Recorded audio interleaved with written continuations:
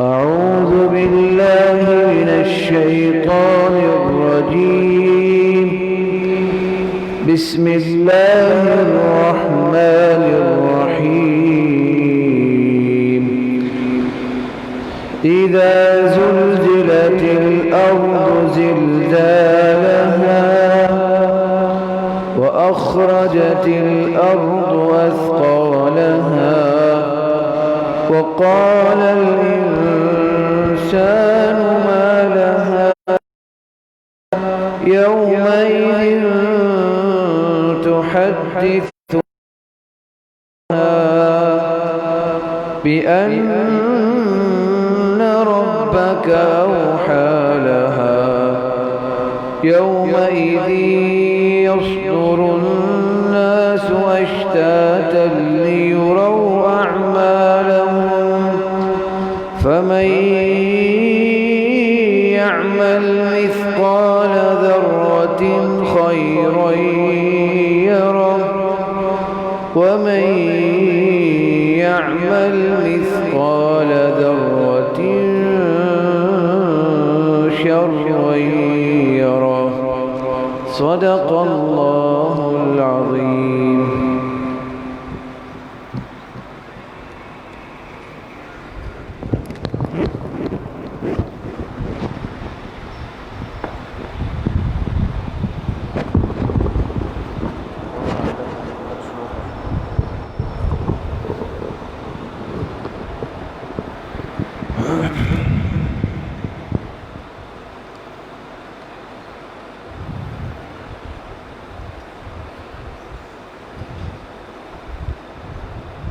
بسم الله الرحمن الرحيم. نحمده ونصلي ونسلم على رسوله الكريم. أما بعد فأعوذ بالله من الشيطان الرجيم. بسم الله الرحمن الرحيم. أفمن شرح الله صدره للإسلام فهو على نور من ربه فويل للقاسية قلوبهم من ذكر الله أولئك في ضلال مبين. وقال رسول الله صلى الله عليه وسلم من خرج في طلب العلم فهو في سبيل الله حتى يرجع. صدق الله وصدق رسوله النبي الكريم. اللهم صل على سيدنا ومولانا محمد وعلى آل سيدنا ومولانا محمد وبارك وسلم. اللہ سبحانہ و تعالیٰ کا ہم سب پر بہت بڑا کرم اور احسان ہے کہ اس مبارک ماحول میں بابرکت جگہ پر اللہ نے اپنے دین کی بات سننے کی نسبت سے ہم سب کو جمع کیا ہے. اللہ تعالیٰ آپ سب کے اس آنے کو، اس بیٹھنے کو، سننے اور سنانے کو اپنی بارگاہ عالیہ میں قبول فرمائیں اور ہم سب حاضرین و سامعین کے ظاہر اور باطن کی اصلاح کا ذریعہ بنائیں. طلب علم اللہ کے خزانوں کی بہت بڑی نعمت ہے. ایک انسان کو یہ نسبت اور یہ راستہ حاصل ہو جائے کہ یہ اللہ کے دین کا طالب علم بن جائے تو یہ اس انسان کے لیے، اس نوجوان کے لیے، اس مسلمان کے لیے اس کی زندگی کی بہت بڑی سعادت ہے. اس لیے حدیث پاک جو میں نے آپ حضرات کے سامنے پڑھی ہے، اس میں جناب رسول اللہ صلی اللہ علیہ وسلم نے فرمایا من خرج فی طلب العلم فہو فی سبیل اللہ حتی یرجع. جو شخص علم کی طلب میں نکلا، طلب میں، تو یہ شخص فرمائے فہو فی سبیل اللہ، یہ اللہ کے راستے میں ہے، حتی یرجع، یہاں تک کہ یہ واپس لوٹ نہ آئے. کیا مطلب؟ اگر اس وقت آپ حضرات اپنے گھر سے نکلے یا صبح ایک طالب علم نکلتا ہے اور اس نیت سے نکلتا ہے کہ جا کر دین کا کوئی مسئلہ سیکھ لوں، دین کا کوئی علم حاصل کر لوں کسی بھی شکل میں، تو اسے اس یقین کے ساتھ آنا چاہیے، بیٹھنا چاہیے، جانا چاہیے کہ میں اللہ کے راستے میں نکلا ہوا ہوں، فَهُوَ فِي سَبِيلِ اللَّهِ۔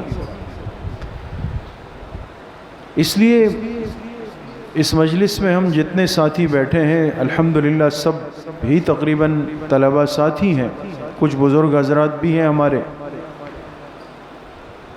تو آج کی مجلس میں میں درخواست بھی کروں گا، اللہ پاک نے آج یہ بات ذہن میں ڈالی اس حدیث کو دیکھ کر کہ کتنی بڑی سعادت ہے کہ ایک شخص کا وقت اللہ کے راستے میں گزر رہا ہو، جبکہ وہ ایک مجلس میں اپنے گھر کے قریب بیٹھا ہوا ہے، لیکن اس کو اجر فی سبیل اللہ کا مل رہا ہے۔ اس کے لیے شرط فرمائی کہ من خرج فی طلب العلم، یہ گھر سے نکلتے ہوئے صرف دل میں نیت کر لے کہ مجھے علم سیکھنا ہے۔ اس لیے اگر ہم میں سے ہر ساتھی اس مجلس میں آنے سے پہلے صرف یہ نیت کر لے دوستو، تو سبھی طلبہ ہیں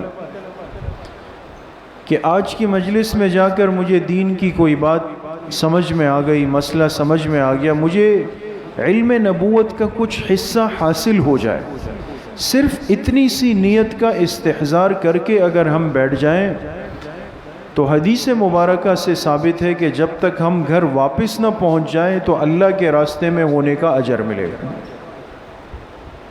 کتنا آسان ہے۔ تو اس لیے اپنی نیتوں کو انسان حاضر کر لے، اس کو درست کر لے کہ میں علم دین کو سیکھنے کی نسبت سے یہاں پر آیا ہوں۔ اور دوسری بات نہیں ہے، ہمارے علماء نے لکھا ہے کہ علم نبوت یہ وہ عظیم نعمت ہے کہ اس امت کی ابتدا بھی علم کے ساتھ ہوئی اور اس امت کا اختتام بھی علم کے ساتھ ہوگا۔ اس نقطے پہ بہت غور کریں دوست۔ اس امت کی ابتدا علم کے ساتھ ہوئی، کیسے؟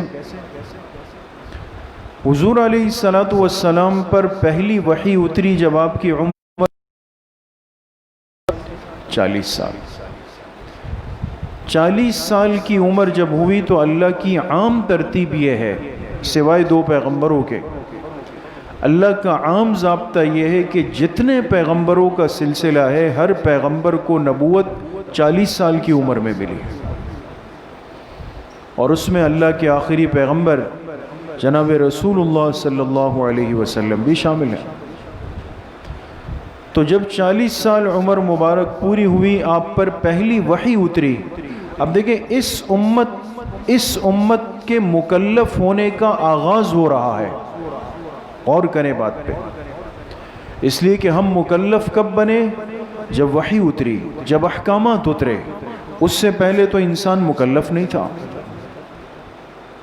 تو اس امت کے مکلف ہونے کا وقت آیا جب اللہ نے اپنے آخری پیغمبر پہ پہلی وحی اتاری۔ تو پہلی وحی کیا تھی؟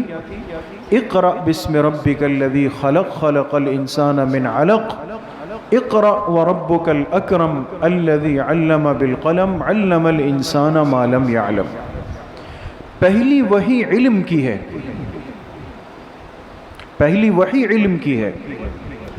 معلوم ہوا کہ امت کے مکلف ہونے کا آغاز کس سے ہوا؟ علم نبوت سے ہوا ہے۔ اور اس امت کا اختتام کس پر ہے؟ حدیث مبارکہ میں آتا ہے جب قیامت قریب آ جائے گی،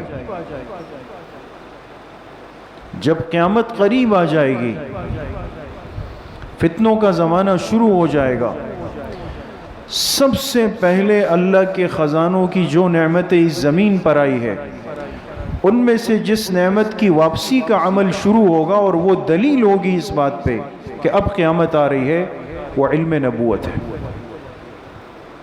لیکن علم کیسے واپس جائے گا؟ ان اللہ لا يقبض العلم انتزاعا ينتزعه من العباد، فرمایا علم کے واپس جانے کی شکل یہ نہیں ہوگی کہ اللہ لوگوں کے سینوں سے علم لے لیں گے، بل بقبض العلماء، اللہ اس امت کے علماء کو اپنے پاس بلانا شروع کر دیں گے۔ جب یہ کیفیت امت پہ شروع ہو جائے، یہ اس بات کی دلیل ہوگی کہ اس امت کے اختتام کا زمانہ قریب آ چکا ہے۔ اس علم کے ساتھ ہماری ابتدا ہوئی ہے، اور اسی علم کے ساتھ یاد رکھیں اس کائنات کا اختتام ہونا ہے۔ تو کتنی بڑی سعادت اور کتنا بڑا راستہ اللہ پاک نے ہمیں اور آپ کو دیا ہوا ہے۔ ہمارے یہ جو بیٹھنا ہے، یہ جو سیکھنا ہے، یہ جو سننا ہے، یہ جو یاد کرنا ہے، یہ جو لکھنا ہے، اس کے لیے اپنا وقت نکالنا ہے، یہ معمولی نہیں ہے، یہ بہت بڑی بات ہے اور بہت بڑی سعادت ہے۔ لیکن میرے عزیزو، دوستو، بزرگوں، ایک طالب علم کے لیے بہت ضروری ہے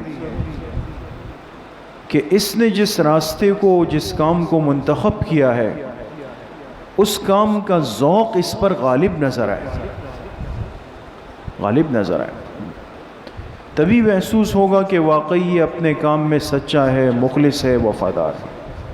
آپ نے دنیا میں دیکھا ہوگا، لوگ دنیا کے جس کام کو اپنا کام بنا لیں، کسی بھی قسم کا ہو، وہ اسی کے مناسب اپنا لب و لہجہ، اپنا لباس، اپنی گفتار، سب اسی کے مطابق ہوتا ہے،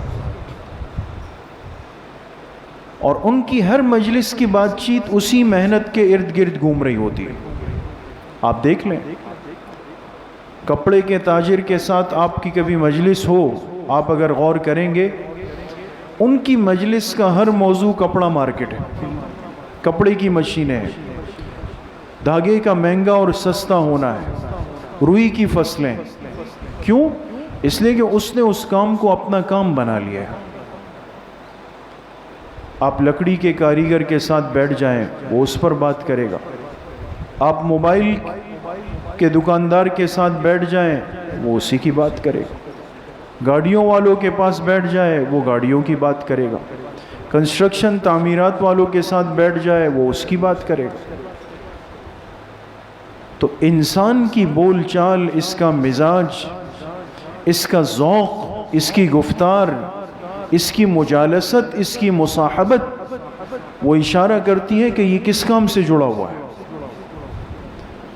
اب مسئلہ یہ ہے کہ میں اور آپ اپنے آپ کو طالب علم کہتے ہیں، اور طالب العلم بھی وہ جو علم نبوت کا طالب علم ہے، قرآن اور حدیث فقہ کا طالب علم ہے۔ تو کیا خیال ہے آپ کا کہ دین کا، علم نبوت کا طالب علم ہونے کے باوجود اگر میری ساری بات چیت کا، سیر مذاکرات کا، ساری مجلسوں کا محور وہ موبائل ہو؟ آپ نے دیکھا ہوگا نا، بہت سارے طلباء وہ ان باتوں میں آج دلچسپی لیتے ہیں، کون سا ورژن آیا ہے، سیمسنگ کا فلاں وہ آ گیا ہے، فلاں آ گیا ہے، اس میں یہ فرق ہے، اس میں یہ فرق ہے، اس کا یہ اتنا ہے، یہ اس کا یہ اتنا ہے۔ ساری کھیر پکتے پکتے وہ اسی کے اندر گھوم رہی ہے۔ طالب علم اٹھایا ہوا کتابوں کا بستہ ہے، چہرہ حلیہ لباس طالب علم والا ہے، بات چیت موبائلوں کی کر رہا ہے۔ یہ واضح دلیل ہے کہ میں طالب علم تو ہوں، لیکن طالب علم والا ذوق مجھ پہ غالب نہیں۔ مصیبت یہ ہے۔ تو طالب علم موبائل کی باتیں کر رہا ہے، طالب علم گاڑیوں کی باتیں کر رہا ہے، طالب علم لباس کی باتیں کر رہا ہے، طالب علم سیر و تفریح کی باتیں کر رہا ہے۔ یہ دنیا جہاں کی گردشیں کر کر کے پھر آ کے کہتا ہے میں طالب علم ہوں۔ یہ ہمارے ذوق کے منافی ہے دوست۔ آپ جا کے بیٹھیں اپنے علماء کے پاس، پرانے علماء کے پاس، آپ دیکھیں ان کی تمام باتوں کا محور، مرکز، بنیاد وہ کتابیں ہوتی ہے، اکابر ہوتے ہیں، احادیث ہوتی ہے، مسائل ہوتے ہیں۔ ان کی مجلس میں بیٹھنے والا خالی بیٹھ کر آتا ہے، لیکن جاتے ہوئے کچھ نہ کچھ سیکھ کے جاتا ہے۔ یہ کیا مصیبت ہمارے ساتھ جڑ گئی کہ میں طالب علم ہو کر دوسری دنیا کی باتیں کر رہا ہوں۔ جس دن، بہت توجہ سے چند باتیں ہیں بس، جس دن سے ہماری طالب علمی کا یہ ذوق ہمارے اندر سے نکلا ہے دوستو، جس دن سے یہ ذوق اندر سے نکلا ہے، اس نے ہمیں نام کا طالب علم بنا دیا ہے۔ ہم اپنے مقصد سے، اپنے اہداف سے، اپنے مشن سے، اپنے کام سے، قربانیوں کے جذبے سے بہت پیچھے آ گئے دوست۔ آج کے طالب علم کو کوئی تعارف نہیں ہے اپنے اکابر کا، اپنی کتابوں کا، اپنے بزرگوں کا۔ ہونا تو یہ چاہیے کہ آپ جہاں بیٹھیں آپ طالب علم ہیں، وہاں باتیں علم کی ہو، وہاں کتابوں کی ہو، وہاں اساتذہ کی ہو، وہاں اکابر کی ہو۔ یہ ذوق اندر سے نکل رہا ہے، یہ چیز بہت خطرناک ہے دوستو۔ ہمارے حضرت استاد صاحب حضرت مفتی عبدالرؤوف غزنوی صاحب دامت برکاتہم اور جامعہ کے بڑے اساتذہ میں سے آپ حضرات جانتے ہوں گے، دارالعلوم دیوبند کے فاضل بھی ہیں، وہاں کے مدرس بھی ہیں، اور دارالعلوم دیوبند کی مسجد میں 10 سال امامت کی ہے۔ پھر اس کے بعد جامعہ ابو سعود ریاض سے بھی وہاں پہ تعلیم حاصل کی۔ اللہ پاک نے بہت نوازا ہے، طلبہ کو بڑی نصیحتیں فرماتے، تو فرمانے لگے کہ مجھے اللہ پاک نے جن اساتذہ سے، جن اکابر سے فائدہ پہنچایا، ایک اپنے ایک استاذ کا تذکرہ فرمایا کرتے تھے جو غزنی میں، افغانستان جو حضرت استاد صاحب کا اصل علاقہ ہے، وہاں کے ایک بزرگ کا تذکرہ کرتے تھے اور فرماتے تھے انہوں نے ہی مجھے ترغیب دی کہ آپ دارالعلوم دیوبند چلے جائیں۔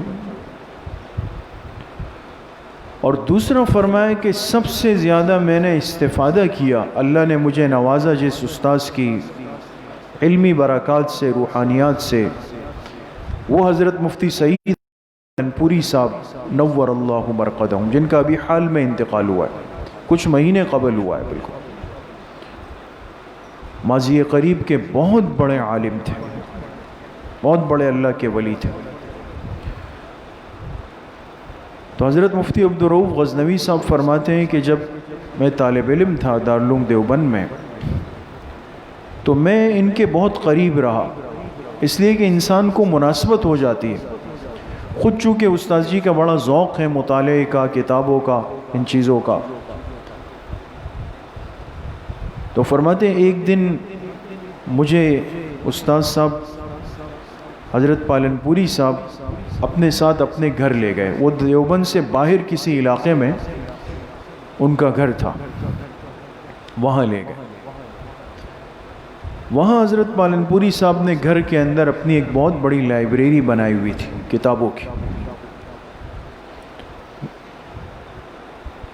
اور اس لائبریری کے دروازے پہ ایک تالا تھا، وہ کھولا، اندر گئے تو فرمایا کہ میں اپنے گھر کے کسی بچے کو بھی اجازت نہیں دیتا، اپنی اولاد کسی بیٹے کو، کہ وہ میری لائبریری میں آ سکے۔ یہ ہوتا ہے، یہ بات بھی بہرحال سمجھ کی ہے، جن کو کتابوں سے واقعی محبت ہوتی ہے نا، وہ اس کی حفاظت کے لیے بڑے فکر مند ہوتے ہیں، وہ کتاب کی نعمت کو سمجھتے ہیں۔ تو فرماتے ہیں کہ مجھے لے گئے اور فرمایا کہ یہاں کسی کو اجازت نہیں ہے، میرے پاس اس کی چابی ہے، میں آتا ہوں مطالعہ سے جو مناسبت ہے، آپ کا ذوق دیکھ کر مجھے آپ سے اتنی محبت ہے کہ اگر آپ کو جب بھی ضرورت ہو آپ میری لائبریری میں آئیں، اور جس کتاب کا مطالعہ کرنا ہو، لے جانا ہو، پڑھنا ہو، آپ کو کھلی اجازت ہے۔ یہ استاذ کا اعتماد بھی بڑی نعمت ہوتی، بڑی مشکل سے ملتی۔ فرمایا مجھے بڑی خوشی ہوئی، تو فرماتے ایک دن میں استاد صاحب کے ساتھ ان کے گھر گیا اور لائبریری کھولی، میں گیا، ایک کتاب کا مطالعہ مجھے کرنا تھا، تو میں نے جب وہ کتاب کھولی اس کے اندر ایک پرچہ پڑا ہوا تھا۔ اصل بات آپ طلبہ ساتھیوں سے یہ عرض کرنا چاہتا ہوں، اس میں ایک پرچہ پڑا ہوا تھا اس کتاب میں، یہ حضرت مفتی سعید احمد پالن پوری صاحب نور اللہ مرقدہم کے ہاتھ کا لکھا ہوا پرچہ انہوں نے اس کتاب میں لکھا ہوا۔ فرمایا مجھے تجسس ہوا کہ کیا پرچہ ہے۔ جب میں نے اس کو دیکھا تو اس میں حضرت پالن پوری صاحب نے لکھا تھا کہ آج والدہ نے گاؤں سے میرے لیے گھی بھیجا. طالب علمی کیسے گزری ہے دوست. آج میرے لیے والدہ نے گاؤں سے گھی بھیجا، یعنی یہ طالب علم تھے، اپنی طالب علمی کی بات لکھ رہے ہیں. تو وہ گھی کا ڈبہ جب آیا تو مجھے یہ جو کتاب ہے یہ خریدنی تھی، میرے پاس پیسے نہیں تھے. تو میں گیا اور چونکہ گاؤں کا اصلی گھی تھا نا وہ تو دستیاب، وہ جا کے دیوبند کی مارکیٹ میں بیچا اور اس سے جو پیسے ملے اس سے یہ کتاب میں نے خریدی. اور یادداشت کے لیے حضرت نے وہ پرچہ اس میں لکھ دیا تھا. تو غزنوی صاحب فرماتے ہیں کہ میرا دل اندر سے اچھل گیا کہ وہ کتاب جو اتنی قربانی کے ساتھ خریدی گئی، کہ ایک طالب علم کے پاس کیا ہوتا ہے دوست. اب تو شہری زندگی ہے، ہم نعمتوں میں گھومتے پھرتے ہیں، ناشکریاں کرتے ہیں. اصل طالب علمی تو وہ ہے کہ طالب علم ماں باپ سے دور ہے، گاؤں سے دور ہے، علاقے سے دور ہے. وہ کتنی تڑپ وہاں ہوتی ہے، یہاں ہوتی ہے، اور کتنی محبت سے والدہ نے ان کے لیے گھی بھیجا ہوگا. لیکن علمی ذوق دیکھیں دوستو، یہ اللہ پاک اتنا بڑا کام ایسے نہیں لیتے دوستو. میں اصل یہ درد آپ کے سامنے آج رکھنا چاہتا ہوں. ہم غلط چیزوں میں پڑ گئے، بالکل 100% غلط جا رہے ہیں. آج ہماری موضوعات اور ہمارے بحث مباحثے کے جو مراکز ہیں وہ الگ ہو گئے، غلط کاموں میں پڑ گئے. ہمارا کیا واسطہ ہے ان چیزوں سے کہ ہم ان چیزوں کے ورژن پہچاننے کے اندر لگ جائیں؟ ہمارا کیا واسطہ ہے کہ ہم کاروباروں کے اندر لگ جائیں؟ ضروریات الگ ہوتی ہے. وہ طالب علم ہم پہچانتے ہیں، اساتذہ جانتے ہیں کس کی ضرورت کیا ہے. بہت ساروں کو زمانے طالب علمی میں کاروبار کی فکر لگ جاتی، کسی والدین نے مجبور نہیں کیا ہوتا، کسی نے بھی نہیں. جن کا مسئلہ ہوتا ہے، ضرورت ہوتی ہے، ان کو اساتذہ جانتے بھی ہیں، اجازت بھی دیتے ہیں. کوئی ضرورت نہیں ہے پھر بھی گھوم رہے ہیں. موبائلوں کی باتیں ہو رہی ہیں، گاڑیوں کی باتیں ہو رہی ہیں، بیرون ممالک تفریحات کی باتیں ہو رہی ہے. یہ دلیل ہوتی ہے کہ ہمارا علمی ذوق بالکل جنازے کی چارپائی پہ آ چکا. ہمارا سفر ہوا پچھلے سال بلوچستان کی طرف، کوئٹہ. یہ راستے میں ایک شہر آتا ہے خزدار، مشہور علاقہ ہے خزدار. خزدار میں بہت بڑے فنی عالم ہیں، ابھی بھی حیات ہیں، حضرت مولانا عبید اللہ خزداری صاحب دامت برکاتہم. بہت بڑے فنی عالم ہیں، خاص طور پہ علم صرف اور علم نحو میں حیات ہے، حیات ہے. درویش آدمی. تو ہمیں تو جانا کوئٹہ تھا، لیکن خزدار راستے میں آیا تو وہاں رک گئے، حضرت کے ہاں چلے گئے، ملاقات بھی کی. اچھا، ان کا جو مدرسہ ہے وہ عجیب، یعنی پورے پاکستان سے ہزاروں کی تعداد میں طلبہ، خاص طور پہ جو رجب شعبان رمضان کی چھٹیاں ہوتی ہیں اس میں فنون پڑھنے کے لیے، صرف نحو منطق وغیرہ پڑھنے کے لیے حضرت کے پاس آتے ہیں. یہ مختصر شارٹ کورسز جو ہوتے ہیں اس میں اللہ پاک نے ان کو بڑی قبولیت دی، دور دور سے طلبہ آتے ہیں. تو اب ظاہر سی بات ہے کہ طلبہ کے جو رہائش مسجد ہے، یہ ہے، وہ سب ختم. اب مسجد کے ساتھ ایک بہت بڑا کھلا میدان پڑا ہوا ہے. وہاں پہ ہم نے پہلی دفعہ دیکھا کہ یہ جو کیا کہیں گے اس کو، جو کھجور کے جو چھال نہیں ہوتی ہے، پتے وغیرہ جو بڑی بڑی شاخیں، اس کو مٹی کے ساتھ جوڑ کر ایسے چھوٹی چھوٹی جھونپڑیاں بنائی گئی. مٹی کو لیپتے اور کھجور کی شاخوں کو ایسے وہ کر کے وہ بنا لیتے ہیں. اس طرح بہت ساری بنی ہوئی ہے اس طرح. حضرت ہمیں لے گئے، اس کے اندر طلبہ بیٹھ کے پڑھ رہے ہیں. کہا چونکہ ہمارے پاس یہاں انتظام نہیں ہے تو پھر طلبہ 5-5, 10-10, 15-15 آ کے یہاں پر بیٹھتے ہیں اور پھر یہاں پہ پڑھتے ہیں. باقی کہا کہ میرا مزاج یہ نہیں کہ کسی کو منع کروں، گنجائش ہوتی نہیں ہے، لیکن ایک طالب علم آیا خیبر پختونخوا سے یا صوبہ سندھ سے کہیں سے، پھر میں واپس نہیں کرتا ہوں کسی کو، اور پھر ان کی جماعتیں بنی ہوئی ہے، کہا یہ رات گئے تک آپس میں تکرار کرتے ہیں، پڑھتے ہیں، سب بڑا عجیب روحانی ماحول تھا۔ اصل بات اب بس ختم کر رہا ہوں، تو حضرت فرمانے لگے ان کے دوسرے بھائی ہیں مولانا سعد اللہ صاحب، جو کراچی میں ہوتے ہیں، کراچی کے ایک ادارے کے بڑے مدرس ہیں اور ہم سے تعلق بھی ہے، بہت بڑے عالم ہیں، لیکن بہت صوفی منش، انتقال ہو گیا اللہ۔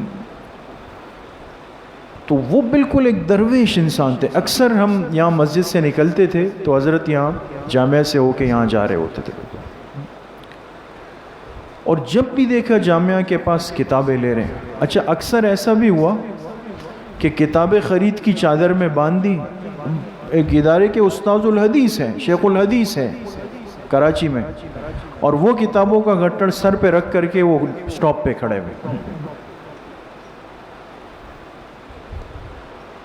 تو ان کے اوپر بہت زیادہ علمی ذوق تھا، یہ جو مولانا سعد اللہ صاحب تھے، تو ان کے وہ بھائی ہمیں بتانے لگے، مولانا عبید اللہ صاحب، ان کا تذکرہ ہوا نا، کہنے لگے یہ ایسے اللہ کے ولی تھے، ان کے بھائی، کہا یہ ایک دفعہ کراچی کے کسی ادارے مکتبے میں گئے کتابیں خریدنے کے لیے، بہت ساری کتابیں خرید لی۔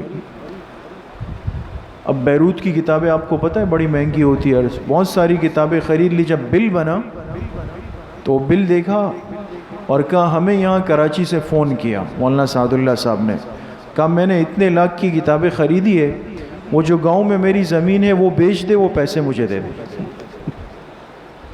کیسے درویش آدمی تھے، کہا وہ زمین بیچ دے اور پھر وہ پیسے مجھے بھیج دے، مجھے یہ کتابیں خریدنی ہیں۔ تو آج تو ہمارا معاملہ کچھ اور ہے دوستوں، اس لیے آپ طلبہ سے درخواست یہ ہے، ہماری شناخت، ہماری پہچان اور اصل جو ہمارا مقام ہے وہ یہ چیزیں نہیں ہیں جس کی طرف ہم جا رہے ہیں۔ ہماری پہچان کچھ اور ہے، ہماری بات چیت کچھ اور ہونی چاہیے، ہمارے تعلقات، دوستی، مجلسیں، ملاقاتیں علم کی نسبت سے ہو، دین کی نسبت سے ہو۔ یہ کیا تماشا ہے کہ آج طالب علم بیٹھ کر آپس میں بیٹھ جاتے ہیں، باتیں دنیا کی ہو رہی ہیں، باتیں موبائلوں اور گاڑیوں کی ہو رہی ہے، باتیں موبائل کے پیکیجوں کی ہو رہی ہے، باتیں لباس کی ہو رہی ہے۔ اس لیے ان چیزوں کو جب تک ختم نہیں کریں گے، علمی ذوق اپنے اوپر غالب نہیں کریں گے، کام کے طالب علم نہیں بن سکیں گے۔ سمجھ میں آتی ہے بات؟ تو اس لیے میرے عزیز طلبہ اور میرے بزرگوں، یہ اللہ کی بہت بڑی نعمت ہوتی ہے کہ انسان کا ایک تعارف، ایک واسطہ، ایک بات چیت، ہر چیز علم کے ساتھ، دین کے ساتھ، دین کی نسبت کے ساتھ جڑ جائے۔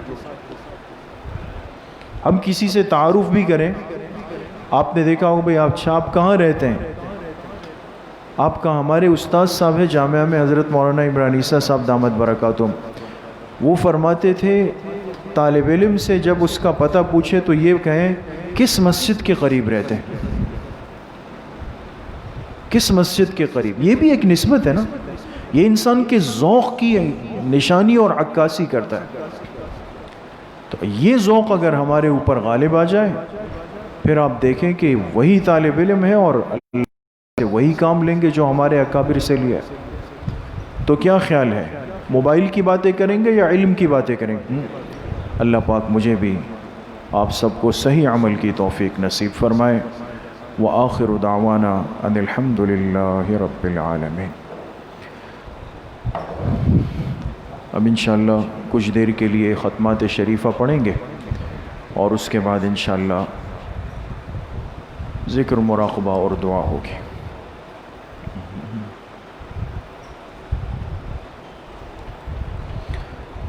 بسم اللہ الرحمن الرحیم۔ الحمد للہ الذی لم یتخذ ولدا ولم یکن له شریک فی الملک ولم یکن له ولی من الذل وکبرہ تکبیرا۔ تمام ساتھی ایک مرتبہ درود شریف پڑھ لیں۔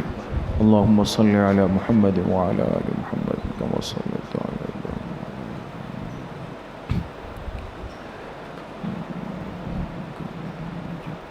ایک مرتبہ سورہ فاتحہ پڑھ لیں۔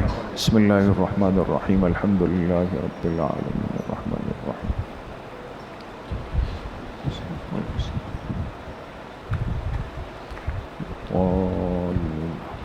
ایک مرتبہ درود شریف پڑھ لیں۔ اللہم صلی علی محمد وعلی آل محمد کما صلیت۔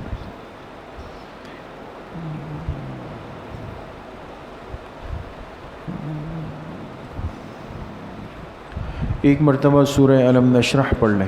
بسم اللہ الرحمن الرحیم، الم نشرح لک صدرک ووضعنا عنک وزرک الذی انقض ظہرک ورفعنا لک ذکرک فإن مع العسر یسرا ان مع العسر یسرا فإذا فرغت فانصب وإلى ربک فارغب۔ ایک مرتبہ سورہ اخلاص پڑھ لیں۔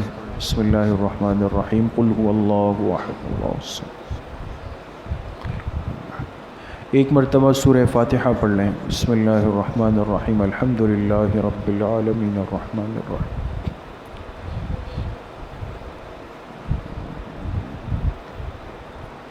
ایک مرتبہ درود شریف پڑھ لیں۔ اللہم صلی علی محمد وعلی آلہ۔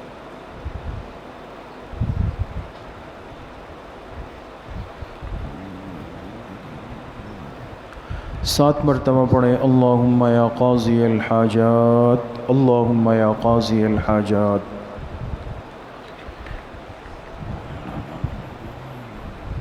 7 مرتبہ پڑھیں۔ اللہم یا کافی المہمات، اللہم یا کافی المہمات۔ 7 مرتبہ پڑھیں۔ اللہم یا دافع البلیات، اللہم یا دافع البلیات۔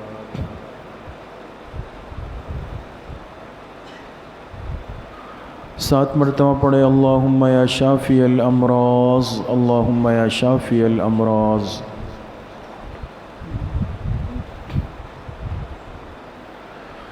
7 مرتبہ پڑھیں۔ اللہم یا رفیع الدرجات، اللہم یا رفیع الدرجات۔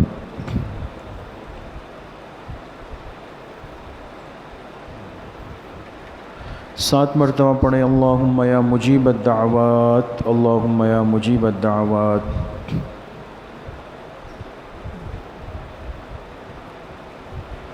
7 مرتبہ پڑھیں۔ اللہم یا ارحم الراحمین، اللہم یا ارحم الراحمین۔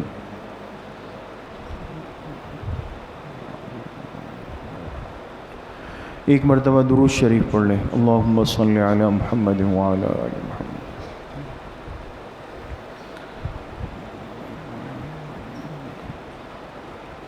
تین مرتبہ پڑھیں۔ حسبنا اللہ ونعم الوکیل، حسبنا اللہ ونعم الوکیل۔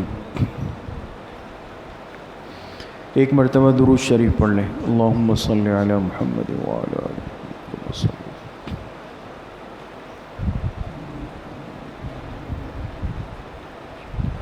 3 مرتبہ پڑھیں۔ یا خفی اللطف ادرکنی بلطفک الخفی، یا خفی اللطف ادرکنی بلطفک الخفی۔ ایک مرتبہ درود شریف پڑھ لیں۔ اللہم صلی علی محمد وعلی آلہ۔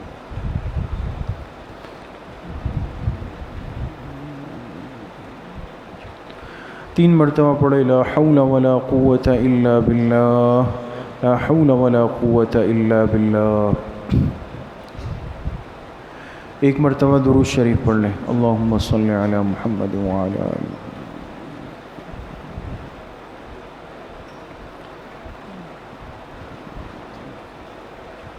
تین مرتبہ پڑھیں۔ ذالک فضل اللہ یؤتیہ من یشاء واللہ ذو فضل علی المؤمنین، ذالک فضل اللہ یؤتیہ من یشاء واللہ ذو فضل علی المؤمنین۔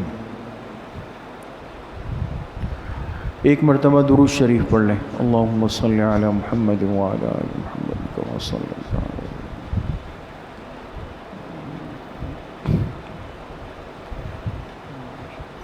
تین مرتبہ پڑھیں۔ یا لطیفا بخلقہ یا علیما بخلقہ یا خبیرا بخلقہ، الطف بنا یا لطیف یا علیم یا خبیر، یا لطیفا بخلقہ یا علیما بخلقہ یا خبیرا بخلقہ، الطف بنا یا لطیف یا علیم یا خبیر۔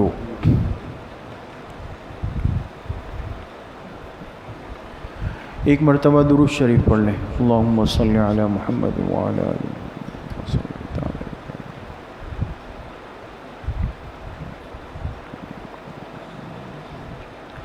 تین مرتبہ پڑھیں انا للہ و انا الیہ راجعون، انا للہ و انا الیہ راجعون۔ ایک مرتبہ درود شریف پڑھ لیں۔ اللہم صلی علی محمد وعلی آل۔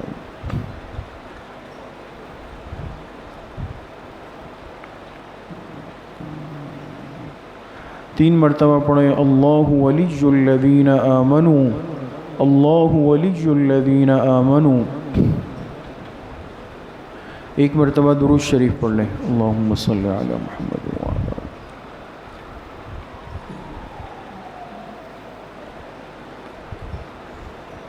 تین مرتبہ پڑھیں واللہ ولی المؤمنین، واللہ ولی المؤمنین۔ ایک مرتبہ درود شریف پڑھ لیں۔ اللہم صلی علی محمد وعلی آل محمد۔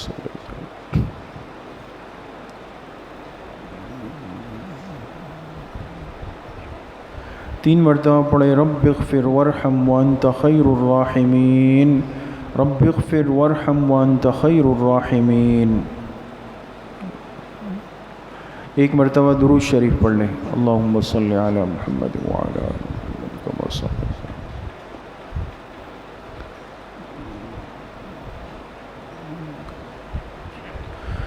تین مرتبہ پڑھیں یا لطیف یا خبیر یا ودود یا شکور، یا لطیف یا خبیر یا ودود یا شکور۔ ایک مرتبہ درود شریف پڑھ لیں۔ اللہم صلی علی محمد وعلی آل محمد کما صلیت۔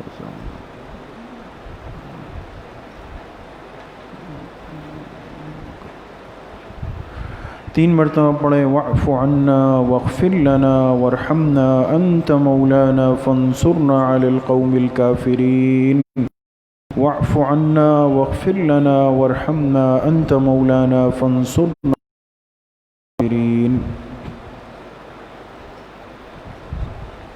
ایک مرتبہ اللہم صلی علی محمد وعلی آل محمد کما صلیت علی ابراہیم وعلی آل ابراہیم انک حمید مجید، اللہم بارک علی محمد وعلی آل محمد کما بارکت علی ابراہیم وعلی آل ابراہیم انک حمید مجید۔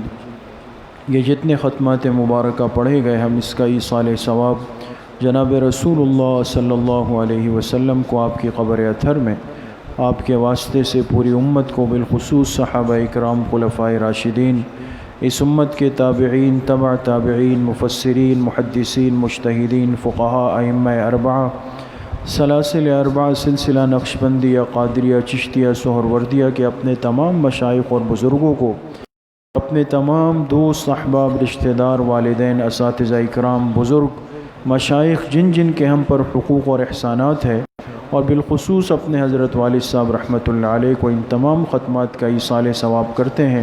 اللہ پاک ان تمام حضرات کو کامل درجے میں اس کا ثواب نصیب فرمائیں۔ کچھ دیر کے لیے مراقبہ کریں گے، ذکر قلبی کریں گے۔ تمام ساتھی اپنے دلوں کی طرف متوجہ ہو جائیں، سر کو جھکا لیں، آنکھوں کو بند کر دیں، زبان کو تالو سے لگا دیں، دل کی طرف متوجہ ہو جائیں۔ یہ تصور کریں کہ اللہ کی بارگاہ سے انوارات، فیوزات، تجلیات وہ میرے دل میں سما رہے ہیں، میرے دل میں وارد ہو رہے ہیں، اور میرے دل سے گناہوں کا میل کچیل، زنگ، ظلمات، قدورات سب نکل رہا ہے، اور میرے دل کی ہر دھڑکن کہہ رہی ہے اللہ اللہ اللہ۔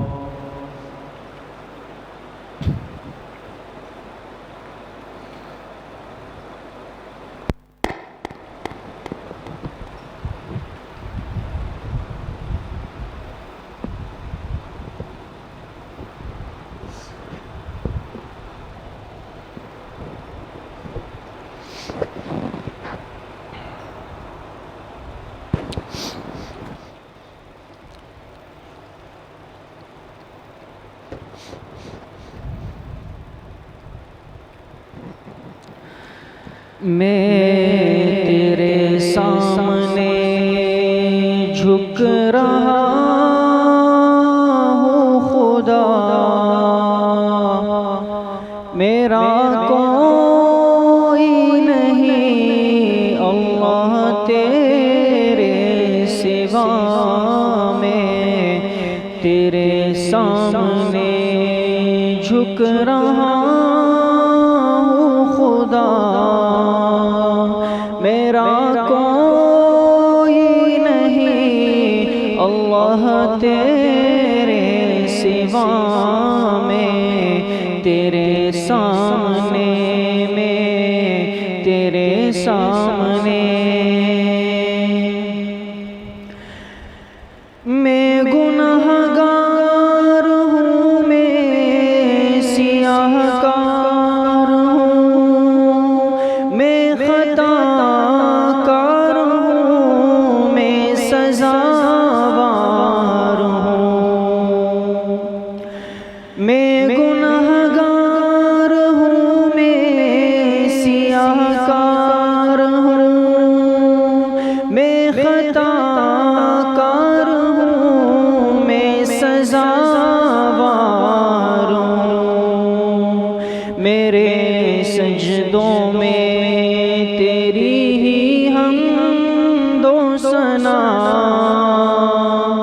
میرا کوئی نہیں اللہ تیرے سوا میں، تیرے سامنے میں، تیرے سامنے میری توبہ ہے، توبہ ہے میرے الہ، مجھ گنہگار کو تو نہ دینا سزا، میری توبہ ہے، توبہ ہے میرے الہ، مجھ گنہگار کو تو نہ دینا سزا، میری آہوں کو سن لے حاجت روا، میرا کوئی نہیں اللہ تیرے سوا میں، تیرے سامنے جھک رہا ہوں خدا، میرا کوئی نہیں اللہ تیرے سوا میں، تیرے سامنے میں، تیرے سامنے میں تو غفار ہوں، تو نے خود ہی کہا نہیں کوئی نہیں اس گنہگار کا، میں تو غفار ہوں، تو نے خود ہی کہا نہیں کوئی نہیں اس گنہگار کا، بخش دوں گا تجھے یہ ہے وعدہ تیرا، میرا کوئی نہیں اللہ تیرے سوا میں، تیرے سامنے جھک رہا ہوں خدا، میرا کوئی نہیں اللہ تیرے سوا میں، تیرے سامنے جھک رہا ہوں خدا، میرا کوئی نہیں اللہ تیرے سوا میں، تیرے سامنے میں، تیرے سامنے